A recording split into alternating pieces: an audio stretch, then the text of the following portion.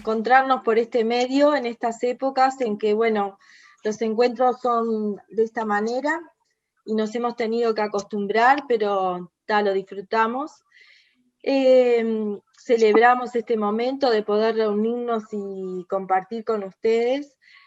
Me presento para los que no me conocen, mi nombre es Beatriz Santiago, soy la coordinadora del Centro de Recursos. Y bueno, este encuentro se enmarca en un curso de referentes itinerantes regionales que estamos dando en su segunda edición. Nosotros estuvimos trabajando en el año 2020 ya con varios módulos, trabajamos sobre el marco legal, trabajamos sobre educación inclusiva y trabajamos sobre una de las herramientas, el DUA. Y en el módulo 4 empezamos a hablar de discapacidad visual, y este encuentro diríamos que cerraría el módulo 4 para el curso de referentes itinerantes regionales, que es una figura muy importante para nosotros, que se encuentra en las diferentes regiones del Uruguay, para los que no son del país, se lo aclaro. Entonces, hacen el nexo entre la sede y nosotros, entre la sede y los estudiantes. Voy a dar la palabra a la inspectora nuestra, que es la inspectora Elsa Sosa. Nos acompaña también el inspector Pérez Choca, de inspección docente.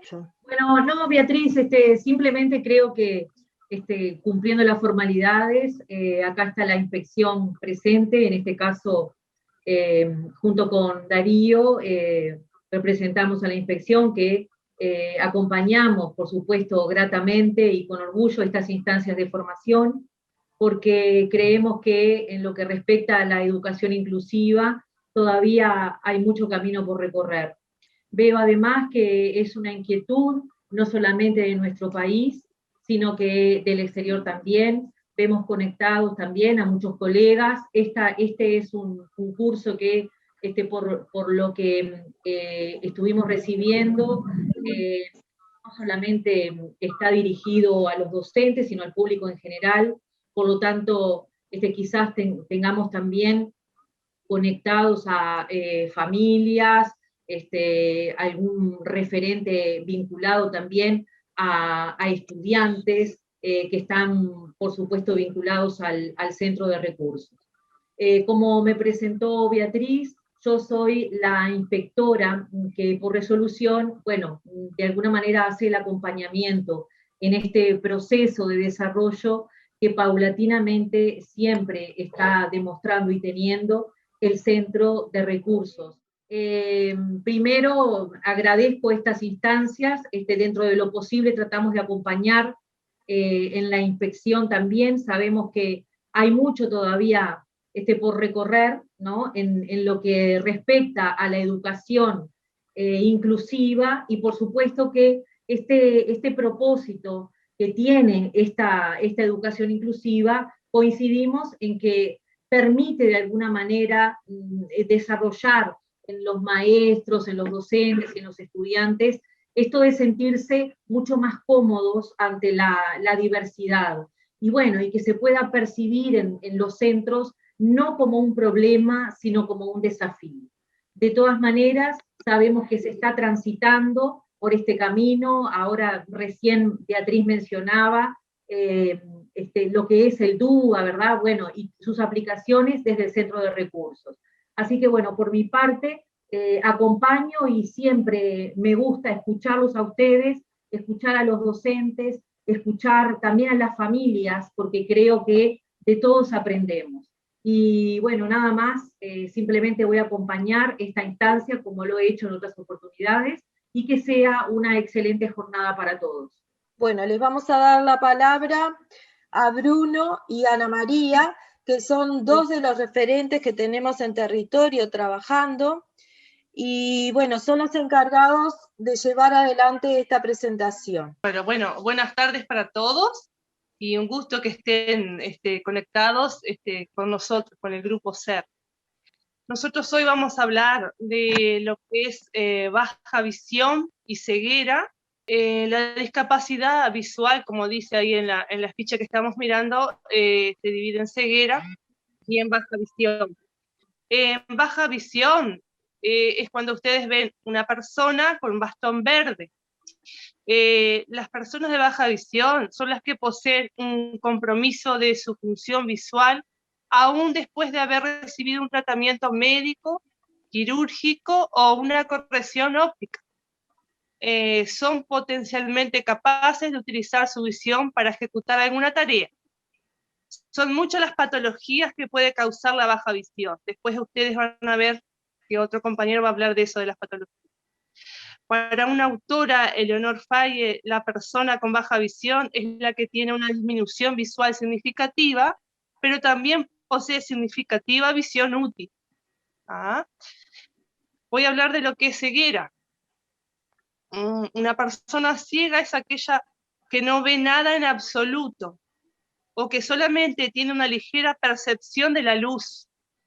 Puede distinguir entre luz y oscuridad, pero no puede ver la forma de los objetos.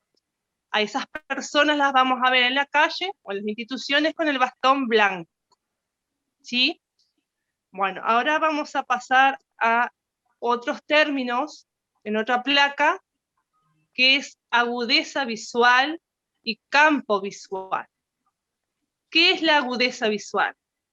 Es la facultad del ojo, en combinación con el cerebro, de percibir la forma de los objetos a una distancia determinada.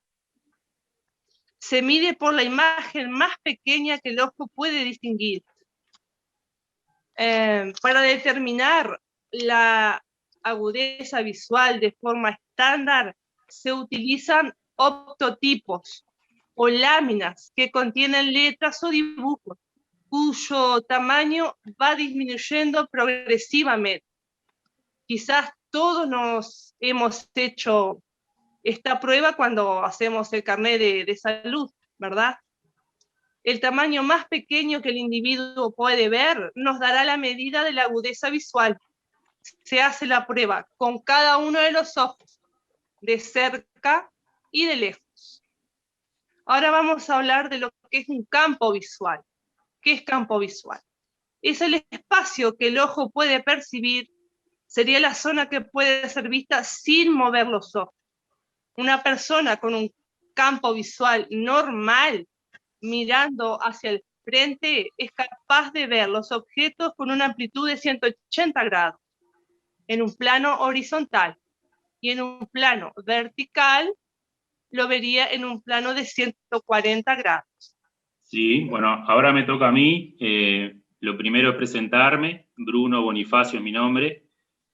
Estoy vinculado con el Centro de Recursos y trabajo en él desde hace 2 años más o menos, como referente itinerante regional, y la zona que me corresponde es la zona litoral.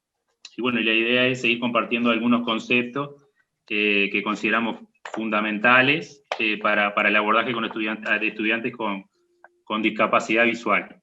Cuando hablamos de patologías, hay que dejar claro que desde el Centro de Recursos no le damos una mirada médica, no somos especialistas en las patologías, pero sí es bueno saber con qué situaciones nos podemos llegar a enfrentar cuando nos encontramos con un estudiante con discapacidad visual en el aula. Allí hay 4 fotos que la de arriba se identificaría una persona que no tiene ninguna discapacidad o que no tiene dificultades de visión, llamada normal, entre comillas. Y bueno, y abajo hay diferentes fotos que van marcando diferentes patologías que demuestran una forma de ver. ¿Tá? Si empezamos por la de abajo a la izquierda, es una patología que demuestra que hay una reducción del campo visual, que comienza por los laterales, se empieza a perder la visión periférica, y tiene una visión central. Una visión central también llamada visión tubo o túnel, porque es como que ven por un tubo. Si la vamos a relacionar con alguna patología, que en realidad son muchas y hay diferentes clasificaciones, pero no vamos a entrar en eso, podría ser con el glaucoma. que es una enfermedad que existen diferentes tipos de glaucoma, que afecta el humor acuoso, que es una parte del ojo. Los compañeros que están realizando el curso de referente seguramente vieron las partes del ojo en una de las tareas, de los materiales que se les subió, y lo que produce es ir perdiendo la visión desde afuera hacia adentro, lo que provoca esa visión central o tubo, como se le llama comúnmente. O sea que la primera diapositiva, visión central. La segunda diapositiva pretende demostrar cómo una persona que tiene reducida su agudeza visual. Recién Ana marcaba el concepto de agudeza visual, y para hablar en términos prácticos, es una visión borrosa, que reduce la agudeza visual justamente, y si la tenemos que relacionar con alguna patología, podríamos hacerlo por las cataratas, que es una enfermedad bastante conocida, que muchas veces afecta a ancianos, pero no solamente afecta a ancianos, sino que muchas veces hay diferentes tipos de cataratas y afecta a niños también. Y bueno, y en algunos casos mediante una cirugía puede solucionarse. O sea que la primera patología, visión central. La segunda patología, que vemos en la segunda diapositiva, sería visión opaca. Y la tercera diapositiva sería la contraria a la primera. En lugar de tener una visión central, tiene una visión periférica. Si la relacionamos con alguna de las patologías, podría ser yo puse Stargardt acá, que es una de las enfermedades que afecta a la mácula. La degeneración se degenera la mácula, lo que produce es ir perdiendo la visión desde adentro hacia afuera, a la inversa de la primera diapositiva. Bueno, primera, visión central; segunda, visión opaca; tercera, visión periférica; y la cuarta sería una patología que lo que hace es reducir el campo visual. Se ven allí como escotomas, se llama eso, las manchitas negras, que pueden ser negras o blancas, lo que reduce, bueno, la agudeza y el campo visual. Si quedan zonas oscuras por esos mismos escotomas, y zonas de visión borrosa también. Si lo fuéramos a identificar con una patología, podría ser la retiniopatía diabética, que está relacionada con la diabetes, y su evolución depende de cómo evoluciona la diabetes en la persona, cómo se trata, pero puede llegar a la ceguera total. Vuelvo a repetir que es importante aclarar que desde el Centro de Recursos se hace un abordaje del alumno, que más adelante vamos a conversarlo, que no depende solamente del diagnóstico que presenta, sino que ya vamos a ver que tenemos un conocimiento de cada uno de los estudiantes que nos permite trabajar con ellos, más allá de que tengan su diagnóstico o no. O puede ser que el diagnóstico también esté retrasado, que haga muchos años que no consultan al oftalmólogo. Entonces, desde el Centro de Recursos hacemos ese seguimiento 1 a 1 en todo el país para lograr hacer un seguimiento adecuado. Otros dos conceptos que resultan importantes para trabajar para conocer de estudiantes con discapacidad visual, que podemos encontrarnos en el aula, es el de funcionalidad visual y eficiencia visual. Que resultan importantes para conocer de estudiantes con discapacidad visual, que podemos encontrarnos en el aula, es el de funcionalidad visual y eficiencia visual. La funcionalidad visual es la cuantificación de esa agudeza y campo visual que definía Ana recién. Hay un micrófono abierto ahí. Y lo que nos permite es hacer una clasificación para definir la funcionalidad visual. Esa clasificación se divide en 4. Sería la ceguera total para aquellas personas que no tienen que tienen ausencia total de visión, o que pueden llegar a percibir la luz, pero que no les es útil para orientarse. La segunda clasificación sería ceguera parcial, es decir, se percibe luz, bultos también, que les son útiles para orientarse y movilizarse. Esa es la diferencia entre las dos cegueras, la ceguera total y la ceguera parcial. Después tenemos una discapacidad visual severa, que es cuando se perciben volúmenes, colores, objetos y caracteres impresos a pocos centímetros utilizando ayudas ópticas, ya sean los lentes, ya sea una lupa, un telescopio. Y la última clasificación sería la discapacidad visual moderada, que percibe los objetos, los caracteres y las impresiones a pocos centímetros sin ayuda óptica. El segundo concepto, eficiencia visual, que se refiere a la habilidad de una persona para emplear su visión en el medio que se maneje, sea el educativo, el social o el laboral. Y es importante dejar claro acá que no existe una relación directa entre la medición clínica que tengan las personas o los estudiantes con su eficiencia visual. Es decir, para dejarlo más claro, pueden existir dos personas que en este momento tienen la misma medición clínica y ven o su eficiencia visual es diferente. Puede ser por diferentes motivos, ya que en la función visual influyen muchas cosas. Una de las cosas que puede pasar es que este chico o esta persona, cuando se le detectó su discapacidad visual, se le hizo una estimulación a tiempo y una estimulación adecuada. La estimulación para esa vista útil que aún le queda a la persona con discapacidad visual es fundamental, y sobre todo en la niñez. A su vez influyen otro tipo de variables, como es variables del entorno, bueno, la iluminación, el contraste, el espacio donde se encuentra, o variables que tienen que ver con la personalidad o con la individualidad de cada uno, el perfil psicológico, el físico, que influyen también. Para los compañeros que están haciendo el curso, les recomiendo mirar una de las cosas que resulta bien representativa de esto que estoy hablando, que es un cubo que realiza Anne Korn, que es una sucesora de Natalie Barraga, o la ayudante de Barraga, una profesora que sabe mucho de esto, y en cada una de las caras pone las diferentes variables que influyen y las pone en el cubo para demostrar que cada una de ellas está interrelacionada entre sí. O sea que, para dejar claro, cada una de las variables, hay muchas variables que son las que influyen en la eficiencia y en la funcionalidad visual. Esos serían los dos conceptos que nos resultan también importantes destacar. Ahora la siguiente diapositiva, vamos a hablar un poco de cuál es el abordaje que hacemos desde el Centro de Recursos, que un poquito ya les había adelantado.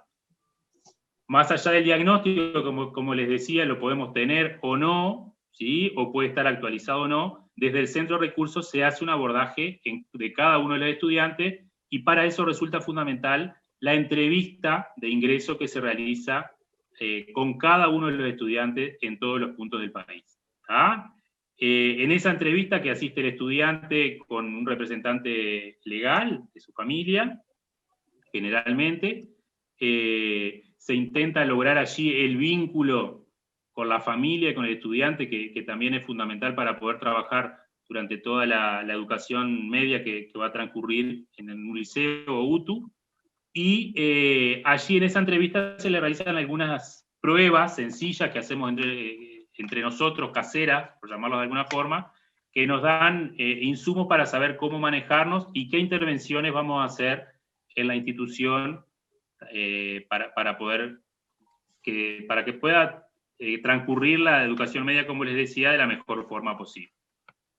Como ejemplo les digo, la forma más sencilla de saber cómo ve un estudiante, bueno, en el caso, en la última entrevista que tuve, o la penúltima en realidad que tuve con un chico del Liceo de Rosario, pedí permiso para hacerlo en el salón donde él iba a tener clase, pedí para que se sentara en uno de los primeros bancos, que seguramente era uno de los lugares que él iba a ocupar, y bueno, y desde allí pudimos hacer alguna prueba con el uso del pizarrón, a ver si veía todas las partes del pizarrón, con una cartelera que había, vimos si distinguía bien los colores o no. Desde el lugar donde estaba sentado intentamos ver si él lograba ver las letras que estaban en esa cartelera. Esas pequeñas pruebas que le hacemos, tanto como también como presentarles una hoja con los diferentes tamaños de letra y decirle, bueno, cuál es la que le queda más cómoda. Esas pequeñas pruebas nos dan insumo para saber cómo trabajar y, bueno, y hacer esos ajustes razonables que tenemos que hacer dentro del aula y dentro de la institución para que el estudiante pueda manejarse de la mejor forma posible. Hay que dejar claro, y esto me lo pidió específicamente Beatriz que lo diga, que no trabajamos con receta, que es un trabajo uno a uno, con la individualidad y con las características de cada uno, y siempre dentro del paradigma de la inclusión. ¿Está? Bueno, ahora sí vamos a la próxima diapositiva. Bueno, hablamos de aula inclusiva. Allí, bueno, ese es el desafío que tenemos todos, justamente de lograr un aula inclusiva en la que se respete la diversidad, más allá de que haya estudiantes con discapacidad o no, y en caso de haberlos, bueno, saber cómo, primero que nada, aceptarlos, formarnos si es necesario. Bueno, en el caso del estudiante con discapacidad visual está el centro de recursos, que justamente son varias, dentro de las funciones que tiene es formar a los docentes, acompañar a los docentes y pedir ayuda si es necesario también, ¿por qué no? Porque muchas veces pasa que nos encontramos con un estudiante fuera del paradigma al que venimos acostumbrados y nos saca de las estructuras y no sabemos para dónde agarrar. El objetivo principal es, bueno, que todos los estudiantes estén presentes, que participen, que logren transitar toda la educación media, garantizando el derecho que todos tienen a aprender. ¿Está? Siempre desde el enfoque y la perspectiva de la educación inclusiva, que permite el abordaje exitoso para todos. ¿Está? Ahora, Ana va a leerles unas situaciones que planteamos como para hacerlo un poco más interactivo y que no hablemos solamente nosotros, que pueden ocurrirnos, y de hecho seguramente a algunos de ustedes ya les ocurrió, para ver cómo reaccionarían ustedes y, bueno, y después trabajar entre todos cuál sería el ideal o cómo sería la mejor forma para poder abordarlos. Adelante, Ana. Muy bien, Bruno. Con las palabras que tú dijiste y que dijo la inspectora también, cuando en un aula nos encontramos con una discapacidad, verlo como una oportunidad de aprendizaje, nunca verlo como un problema. Eso es elemental para trabajar con los chicos. Bueno, nosotros les vamos a plantear unas preguntas de una situación y nos gustaría, desde el SER, si ustedes nos pueden contar, intervenir y decir en esa situación, ¿qué haría? La primera es la siguiente. Estudiante de 15 años cursa tercer año del ciclo básico. En la primera clase, en ese grupo, nos enteramos que es baja visión. Esa es la consigna, esa es la situación. No sé si les gusta contarnos, si han tenido alguna experiencia en sus aulas. Hola. ¿Qué harían ustedes? Sí. Ahí Sí. alguien dijo hola. Perdón que estoy sin la cámara. Natalia. Natalia, ¿qué tal? Bueno, bien, ¿y tú? Sabes que este año tenemos un estudiante que tiene baja visión. Yo me comuniqué con Beatriz. Él llegó de la escuela sin ningún diagnóstico en cuanto a cuál es su baja visión. Sí. Entonces, yo en la primera clase no sabía que él tenía baja visión. Y el Sí. salón es súper oscuro. Los tubos de luz, hay dos del fondo que no funcionan. Y por ejemplo, las ventanas que dan hacia un patio que entraría como luz natural. Perdón que estoy en la calle. Algunas están como pintadas, ¿viste? Y ¿Sí? yo vi que él, cuando estábamos haciendo la prueba diagnóstica, era como que más le costaba y pues, se ponía a hacer chistes, qué sé yo. Y después, a la semana siguiente, tuvimos la reunión de antecedentes y allí la escrita dijo que tenía baja visión. Y bueno, yo ahí puse, ¿no? Bueno, que estaba el centro de recursos, que el salón ese tampoco es para él, Sí. porque es un salón que tiene horrible para la luz, todo. Y que las dificultades que yo noté que él no podía hacer la consigna, evidentemente era porque también, o sea, el material que yo le había entregado, no sé cuál será su grado de baja visión o el tipo de letra que habrá que manejar, evidentemente no era para él. creo yo que, bueno, lo primero cuando nos enfrentamos a algo que Sí. nos interpela es recurrir a los centros como ustedes, que atienden a los estudiantes para que pueda realmente el aula ser inclusiva, poner en comunicación a la cripta, y creo yo las familias, ¿no? Porque Sí. particularmente justo este estudiante tiene como una trayectoria de familia bastante vulnerable, tiene lentes, vaya a saber no sé hace cuánto que tendrá esos lentes. Entonces creo yo que lo primero es eso, ¿no? Sí, Ponernos en coordinación con ustedes. Sí, profesora, lo que tú hiciste está muy bien. El docente informado es el que realmente va para adelante y ayuda a los estudiantes. Y si tú te pusiste ya en contacto con el SER, bueno, es también lo mejor que has podido hacer, ¿no? ¿Algún otro profesor que quiera contar algo? Sí, un comentario. Hola. Hola. Bueno, a mí me pasó en alguna ocasión la situación que plantearon, ¿no? De encontrar algún chico con dificultad visual en la primera clase. Y, Sí. Claro, a veces no se ajusta, como contaba la profe, lo que uno llevó para la clase, para ese alumno. Y bueno, comparto lo que ella dice, que bueno, estar atento, ¿no? Y a partir de ese día uno tratar de informarse para ver qué es lo mejor que se puede hacer desde el aula. Pero quería agregar que también me parece muy importante el darse el espacio, aunque sea unos minutos, de acercamiento al alumno. No quedarme con eso, bueno, después averiguo me parece que es como un riesgo muy grande de estos chicos que se sientan como ahí muy solos y el no puedo hacer en el aula y que no vuelvan. De pronto van unos días y en la medida que van pasando de curso cada vez se les dificulta más y bueno, tal vez no vuelva más a clase.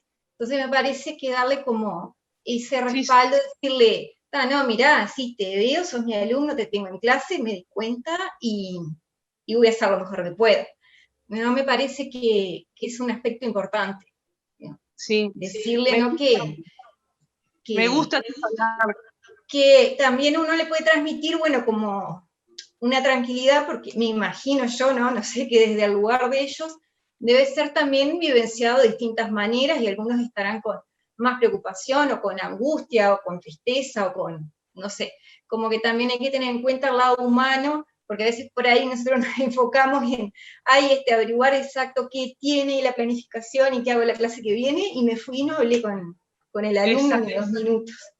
Es muy importante eso que tú dices del lado humano, de la empatía, de ponerme en el lugar de ese estudiante. ¿Cómo estará pasando? Ustedes se imaginan que hay chicos que van perdiendo la visión progresivamente y muy acelerado, y para ellos es como un duelo perder la vista.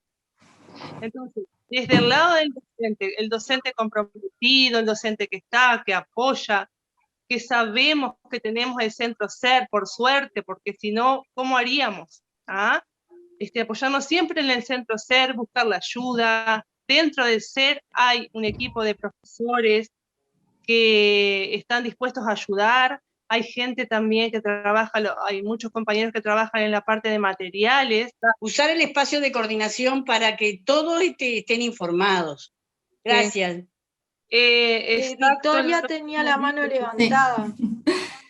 Sí, gracias. Buenas tardes para todos. Yo quería agregar que personalmente me parece importante también el tema de la sensibilización con el resto de los compañeros, ya que puede suceder que ninguno de ellos lo conozca, este alumno, o haya tenido una experiencia de educación inclusiva. Entonces también creo que en algún momento se tiene que dar esa instancia, no sé a cargo de quién, o si un adscripto, psicólogo, equipo multidisciplinario, pero trabajar un poco más con los grupos el tema de la sensibilización. En cualquier tipo de caso de inclusión, no solo en discapacidad visual, porque a veces los compañeros es el primer contacto que están teniendo con un caso de inclusión, y bueno, me parece que la sensibilización en todo el centro educativo es lo que hace que la inclusión después también pueda ser exitosa de alguna manera, ¿no?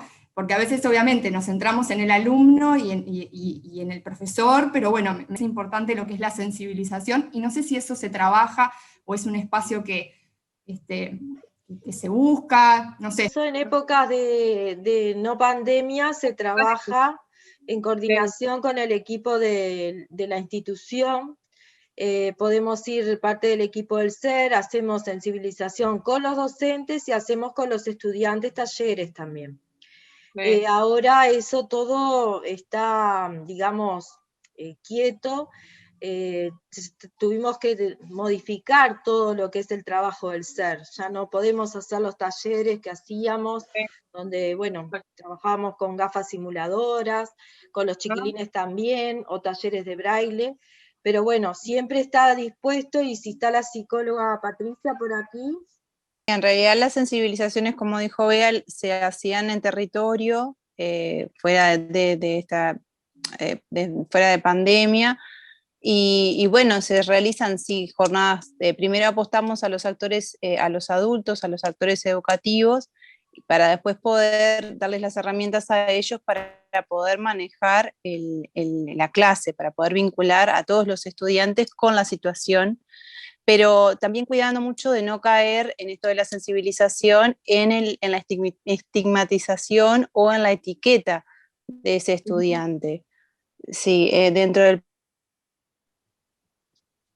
paradigma, justamente lo que se trata de evitar es esto, de etiquetar al estudiante o de hacerlo diferente por sus debilidades o por sus diferencias. Entonces es algo que hacemos hincapié siempre, y bueno, y tratar de transmitirle esto a todos los actores educativos de la institución, educativos y no educativos, porque en realidad la idea de las jornadas nuestras, si bien la convocatoria en una primera instancia es para la gente que comparte el aula o roles más educativos, también consideramos que todos los que pertenecen a la institución y que tienen contacto con los estudiantes, quizás fuera del aula, la gente de la cantina, la gente que saca fotocopias, los auxiliares de limpieza, que todos tengan como una idea de lo que es el trabajo desde la inclusión.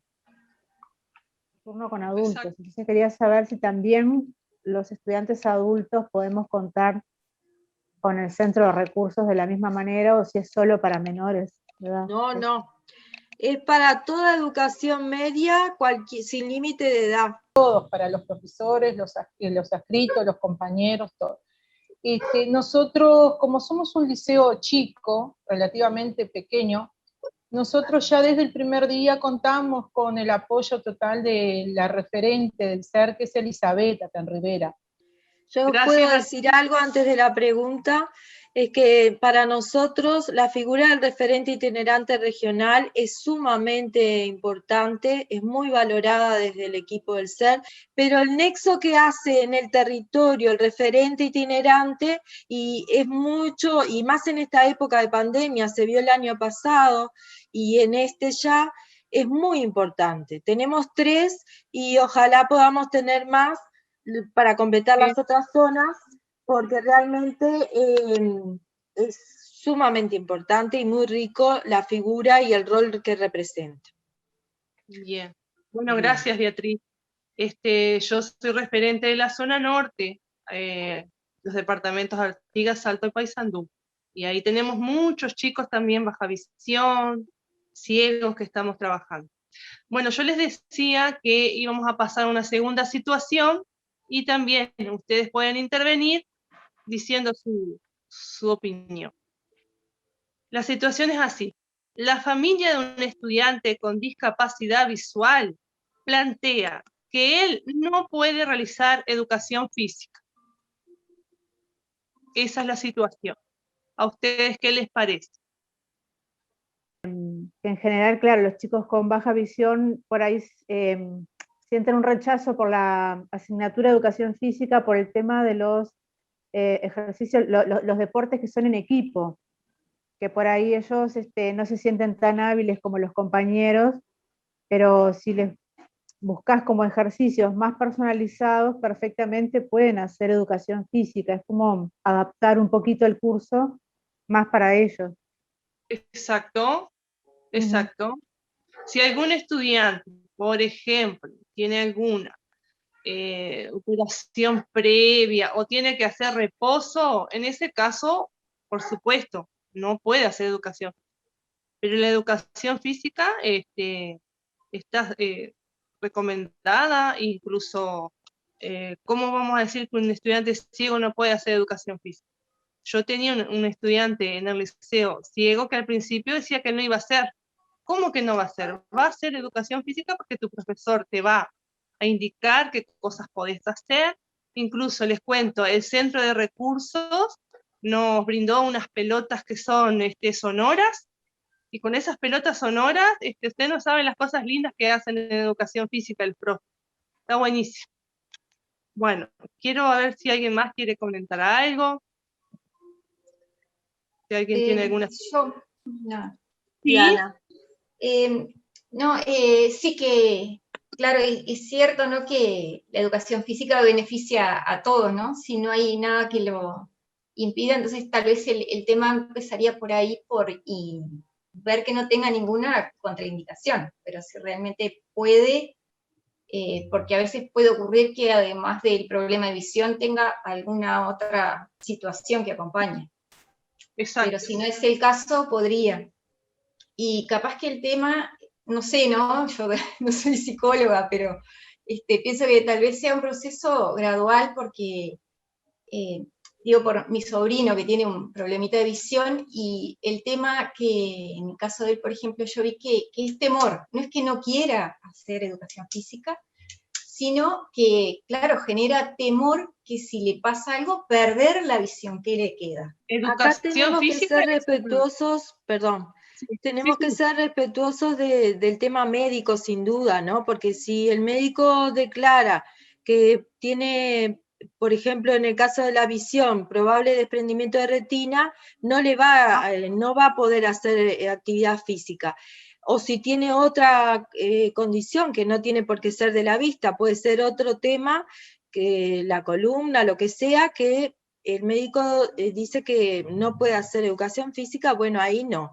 Pero sí es conveniente y está, digamos, tenemos muchos estudiantes, incluso que están en la selección de fútbol para ciegos, están en la selección de gorbol, que es otro deporte, y ellos disfrutan muchísimo de hacer deporte, ¿ah? Y van al gimnasio también, y la verdad que disfrutan muchísimo de eso. Hemos ido a partidos que han celebrado acá, y bueno, la verdad que es bárbaro verlos jugar y verlos cómo se desenvuelven. Y les ayuda para todo, para el movimiento, para su desplazamiento, el uso del bastón, para encarar la vida. O sea, es como, la educación física de por sí hace bien a todo el mundo. Creo que todos deberíamos de hacerla, incluido, me llamo yo que no me gusta mucho, ¿no? Pero bueno, es salud, y para ellos también es salud. Por eso hay que tener claro eso, y no limitarnos por el hecho de la baja visión. Por ahí va la pregunta. Lo mismo pasa con educación visual y plástica, que es otro de los temas que a veces antes, sobre todo hace años, no voy a decir cuántos,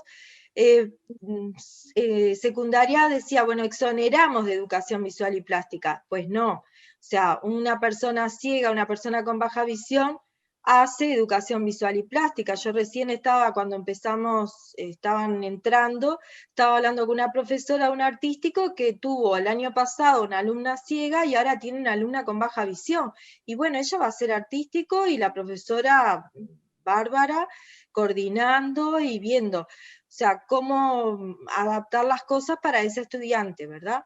Pero también, a pesar del nombre que nos puede chocar, educación visual y plástica, pero sí lo pueden hacer. Todo se puede hacer. Diego Cáceres, soy de Lima, Perú. Encontré este evento y bueno, quise participar. Buenas tardes.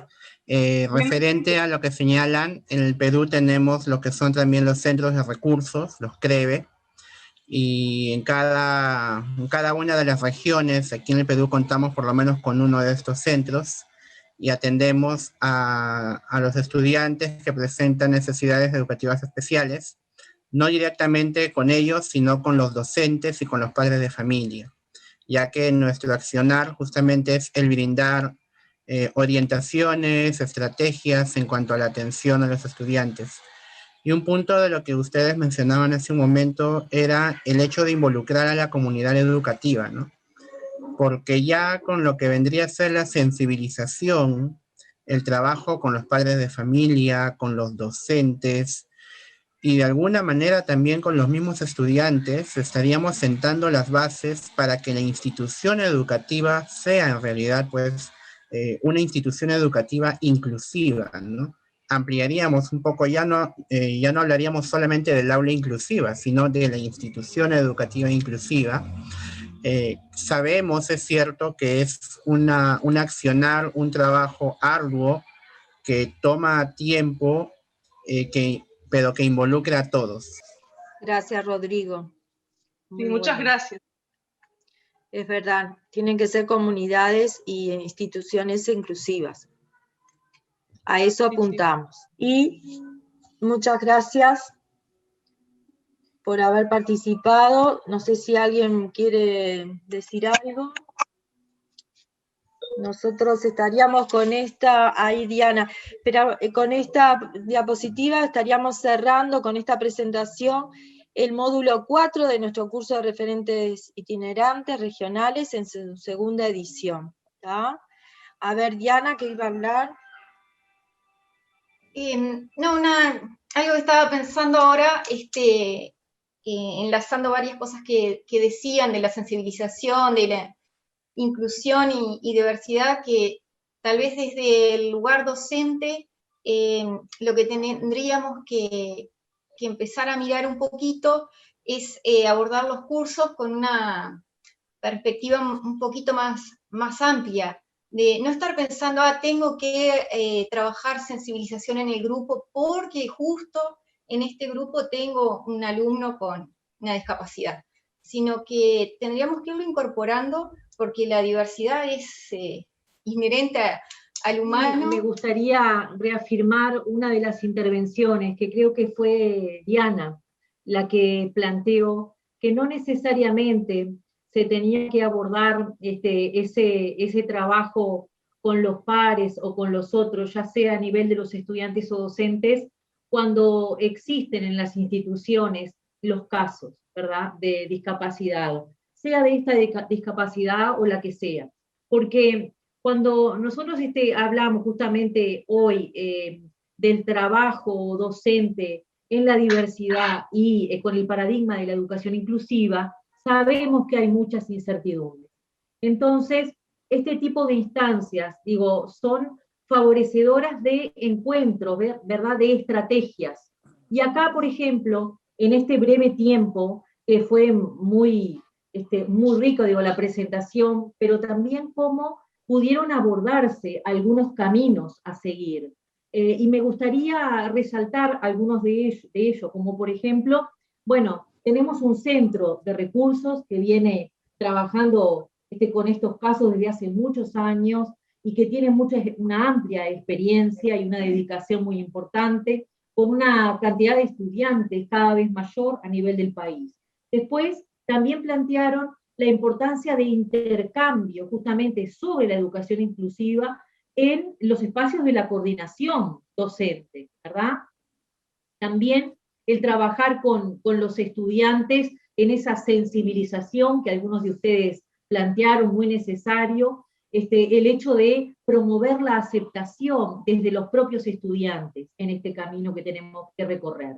Y por supuesto que falta mucho por hacer y las coordinaciones creo que son un ámbito propicio para la producción y la formación docente en esto de transitar sobre la educación inclusiva. Cuando juntos la inspección lo que los insta justamente es a que esto que se habla hoy, estas estrategias a las que se llegar, bueno, que puedan ser compartidas en esos espacios donde trabajamos con otros, donde podemos compartir con otros esta instancia, ¿verdad?, estas jornadas, que ojalá que fueran más, pero bueno, en la virtualidad igual se logran muchas cosas, y tenemos que replicar. O sea, ese sería como mi pedido. decirle que el centro siempre está a nuestra orden, siempre a nuestro alcance. Y para el compañero decirle también que se generan sí, herramientas para los chiquilines desde el centro muy buenas. Gracias. Entonces, agradecerles a ustedes también este tiempo que se han tomado para estar acá. Sí. Beatriz, no, solamente no quiero quitarle tiempo a otro docente que ha sido todo tan valioso los aportes, pero bueno, sobre todo en primer lugar celebrar justamente la existencia del SER, que como por allí decían, nos ha brindado caminos para transitar, y bueno, sobre todo también el tema, cuando tú decías del aula inclusiva, más que el aula inclusiva, el centro inclusivo, porque creo que hay aspectos de gestión que es muy importante abordar, y el tema del trabajo en el aula concreto justamente del docente, que son dos cosas que se tienen que articular. Por eso me parece más que pertinente esa primera situación que ustedes plantean del primer día que se encuentra el docente con la sorpresa de una estudiante justamente en su aula, que eso no debería ocurrir, porque creo que habría que todo lo que tiene que ver con la gestión de la institución, transitar y sensibilizar justamente a ese colectivo docente, a esos estudiantes, etcétera, etcétera, porque supuestamente yo como docente voy de repente con un planteo ese primer día muy entusiasmado, un texto, lo que sea, para trabajar con los estudiantes, y resulta, como decía una docente, que no tengo material de repente para la estudiante, y es como pasar un momento no de lo más agradable de repente. Entonces, pero creo que lo importante es eso, es que tenemos a quien recurrir, como decía Elsa, recurrir a los espacios de coordinación, crecer, conversar. Ese estudiante tiene obviamente una historia, si ingresa a un liceo de bachillerato, seguramente transitó por un liceo de ciclo básico, y por lo tanto podemos recurrir a los docentes que ya trabajaron con él, es decir, pero sobre todo esa cuestión de, como decía Bruno hoy, es uno a uno, es decir, no hay una receta, es decir, tampoco nos debemos desesperar, pero sin embargo trabajando en conjunto es como podemos sacar adelante a los estudiantes. Así que agradecerles como siempre la presencia de ustedes en el territorio, ni que hablar. Muchísimas gracias. Que va durante el año. Hasta luego, gracias. Buenas tardes, hasta luego. Gracias.